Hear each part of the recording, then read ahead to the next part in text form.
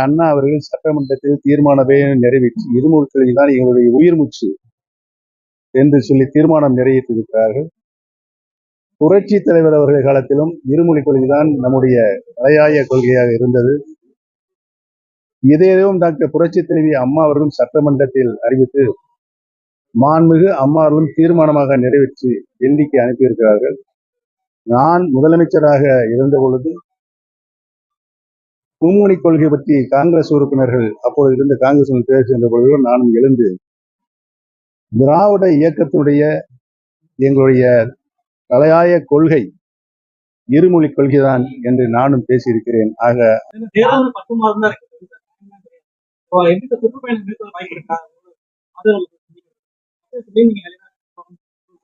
உறுதியாக சுற்றுப்பயணம் சென்று வாக்காளர்களை சந்திக்கின்ற வாய்ப்பு உறுதியாக இருக்கும் என்று தெரிவித்துள்ளது.